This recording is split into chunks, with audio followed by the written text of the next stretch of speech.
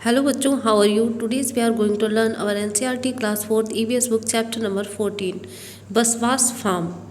In this chapter we will read about a farmer and his family also and how he earned money from his farm. So let's read the story. I am Baswa, my father is a farmer. एक बच्चा है बसवा जो अपनी कहानी सुना रहा है। उसके पिता जो हैं वो किसान हैं। बिल्ली बिन बेलवनिका विलेज इन कर्नाटका, और वो कर्नाटका के बेलवनिका गांव में रहता है। It's the month of July, यह जुलाई का महीना है। लाइक एवरी ईयर, हर साल की तरह Appa my father is preparing the field to sow the onion crop. वहाँ पर कर्नाटका में फादर को बोलते हैं अप्पा, और उसके पापा प्रिपेयर कर रहे हैं खेत को ऑनियन क्रॉप, प्याज के बीज बोने के लिए। There are so many things to be done at this time, और इस टाइम खेत में करने के लिए कई सारी चीज़ें होती हैं। To help him I to go to field with Appa, और अप्पा को हेल्प करने के लिए बसवा भी खेत पे जाता है। In the last few days, पिछले कुछ दिनों में Appa has been using the khunti and iron rod. पिछले कुछ दिनों में अप्पा जो है वो एक खुंती यूज़ कर रहे थे, जो कि एक आयरन की रॉड होती है। टू डिग द सॉइल, मिट्टी को खोदने के लिए। लूजन it and make it soft, ताकि यह लूज हो जाए थोड़ी सी और सॉफ्ट हो जाए, और आसानी से वो लोग बीज बो सके। Next, sowing the seeds this year also my father will sow onion seeds in the field, और इस साल मेरे पिता जो हैं वो प्याज के बीज बोएंगे। The bullocks will pull the kurig and Appa will walk behind them, और बैल जो हैं वो कुरी को खींचेंगे और अप्पा उनके पीछे पीछे चलेंगे। स्प्रिंकलिंग द सीड्स, बीजों को फैलाते हुए या छिड़कते हुए। I would also like to do this, मैं भी यह करना पसंद करता हूँ। जस्ट लाइक माई अप्पा, अपने अप्पा की तरह। बट अप्पा सेज, लेकिन अप्पा कहते हैं that it's necessary to drop the right amount of seeds at regular distance, कि एक प्रॉपर डिस्टेंस पर सही मात्रा में बीजों का डालना आवश्यक है। This is not so easy to do, और यह कहने के लिए बहुत ज़्यादा आसान नहीं है। He says that I may drop too many seeds at one place, और वो कहते हैं कि मैं एक स्थान पर काफ़ी ज़्यादा बीज डाल दूंगा। I must wait till I am a little older to be able to do this properly, और मुझे वेट करना चाहिए कि मैं थोड़ा सा बड़ा हो जाऊँ ये प्रॉपरली करने के लिए। What other ways could be used to plow the fields? अब खेत को जोतने के लिए कौन कौन से अन्य तरीके होते हैं इंस्टीड ऑफ एनिमल्स के अलावा, वो डिस्कस कर लेने हैं। द स्प्राउट्स अपेयर, अब बीज बो चुके हैं, अब उनमें स्प्राउट्स निकल आए हैं।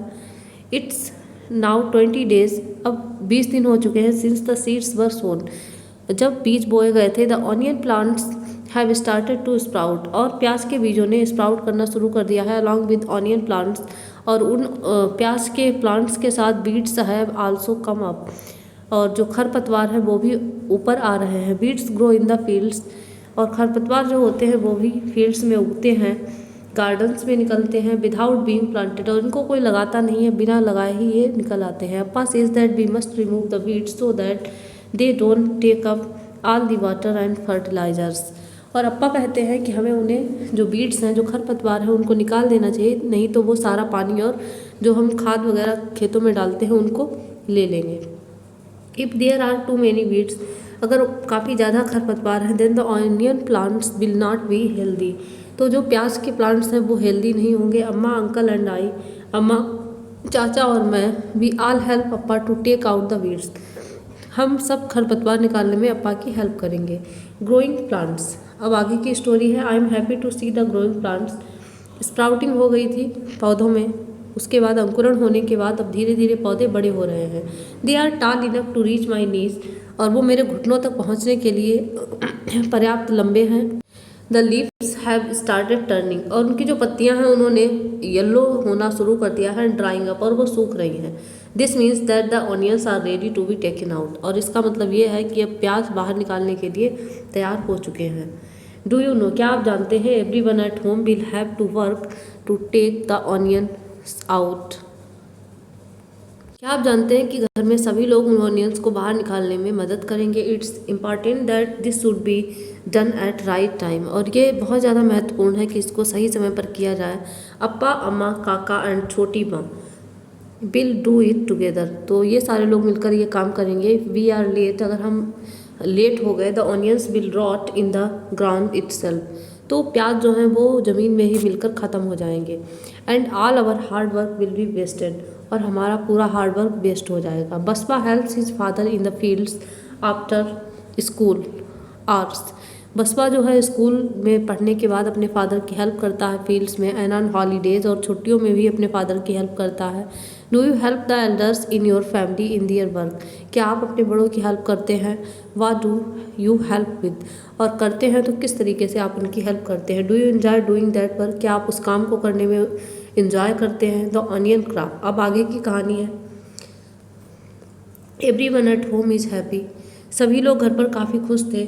This time the onion big and now everyone at home is happy, अब सब लोग घर पे खुश हैं। This time the onions are big and healthy, अब इस टाइम जो है ऑनियंस बड़े बड़े से और काफ़ी ज़्यादा हेल्दी ऑनियंस अंदर से निकले हैं। Amma and aunty use the इलीक to cut the dried leaves, Amma और आंटी जो है वो इलीक का यूज़ करेंगी, यहाँ पर इमेज में आपको दिखाया गया है, जिसे हमारे यहाँ अपनी लोकल लैंग्वेज में हसिया भी बोलते हैं, तो उसका यूज़ करेंगी। इलीक बोला जाता है कर्नाटका में, तो उसका यूज़ करेंगे ये पत्तियों को काटने के लिए। Be careful not to cut your fingers, और आपको केयरफुल रहना है, काफ़ी शार्प होता है इलिक, कि आपकी फिंगर्स ना कट जाए। Appa and uncle fill the sacks with onions, और अप्पा एंड अंकल बोरों को भरेंगे ऑनियंस से। Appa will take them in the truck to sell in the big market, और अप्पा उनको ट्रक में रख के बड़ी मार्केट में बेचने जाएंगे। जैसे यहाँ पर आप इमेज में देख सकते हैं कैसे बोरों में ऑनियंस को भरा जा रहा है पत्तियों को अलग करके। Now there are some questions for you. Write answers in your notebook. Then first question is, why should Baspa help Appa in field only after school hours and on holidays? Baspa जो था वो अपने अप्पा की हेल्प क्यों कर पाता था केवल स्कूल के बाद या फिर हॉलीडेज में? Next question is, are there any fields near your house, क्या आपके घर के आसपास कोई फील्ड्स हैं? व्हाट इज ग्रोन देयर, और वहाँ पर क्या उगाया जाता है? तो चलिए देखते हैं इन क्वेश्चंस के आंसर। पहला आंसर मैंने राइट किया है, Baspa helped his family in collecting the onions from the ground और फील्ड्स। नेक्स्ट क्वेश्चन का आंसर मैंने लिखा है, yes there is a potato field, हाँ मेरे घर के पास में एक पोटैटो का फील्ड है और वहाँ पर पोटैटोस ग्रो किए जाते हैं। आपके घर के आसपास जो भी फील्ड्स हैं वो आप बता सकते हैं। Next question is, Basava Appa take the onions to the market in a truck, Basava के जो अप्पा हैं वो मार्केट ले जाएंगे ऑनियंस को ट्रक में। Think how would fruit and vegetables be taken to another place if there were no proper roads, अगर वहाँ पर प्रॉपर रोड्स ना हो तो फ्रूट्स एंड वेजिटेबल्स को कैसे ले जाया जाएगा एक प्लेस से दूसरे प्लेस पर? तो जब रोड्स नहीं थी, ट्रक्स नहीं थे, तो हम यूज़ करते थे, हमारे जो एंसेस्टर्स थे वो यूज़ करते थे बुलक कार्ट का, बैलगाड़ी का, तो इस तरीके से जो भी चीज़ें हैं वो यूज़ कर सकते थे। What kind of vehicles are used to carry fruits and vegetables, draw a picture of one vehicle in your notebook. अब आपने देखा होगा फ्रूट्स एंड वेजिटेबल्स को एक जगह से दूसरी जगह ले जाने के लिए किस तरीके की कार्ट्स का यूज़ करते हैं, या जिस भी चीज़ का यूज़ करते हैं वो आपको ड्रॉ करना है पिक्चर में। नेक्स्ट है, given here are pictures of some implements used by Basava's family, यहाँ पर बसवा की फैमिली के द्वारा यूज़ किए जाने वाले कुछ इम्प्लीमेंट्स के बारे में बताया गया है। Write the names of implements, और उनके नाम आपको लिखने हैं। Also write what these are called in your area, और आपको बताना है आपके एरिया में इनको क्या बोलते हैं। What work are they used for, और किस काम के लिए उनको यूज़ किया जाता है। नेम इन दिस चैप्टर, तो सबसे पहला जो इंस्ट्रूमेंट है इसको हमारे चैप्टर में क्या बोला गया है? So we called it kurik in chapter and in our local language we called it hal. Work होता है प्लोइंग द फील्ड्स। इस तरीके से नेक्स्ट आपको पता कर लेना है नेम इन द चैप्टर, इसको बोला गया है, इसे बोला जाता है खुंती हमारे चैप्टर में। And name in your area, आपके एरिया में से क्या बोलते हैं? फावड़ा लोकल लैंग्वेज में बोल सकते हैं। और वर्क होता है डिगिंग द सॉइल, मिट्टी को खोदना। एंड लास्ट इंस्ट्रूमेंट है इलीक, जिससे वो लोग पत्तियाँ काट रहे थे। तो आपके लोकल एरिया में इसको क्या बोलते हैं? हसिया बोलते हैं या कुछ और बोलते हैं। वर्क होता है कट द थिंग्स, चीज़ों को काटने के लिए इसका यूज़ करते हैं। तो ये थी कुछ नॉलेज इसके बारे में। Many steps are needed to grow crop, look at pictures and mark them in correct order.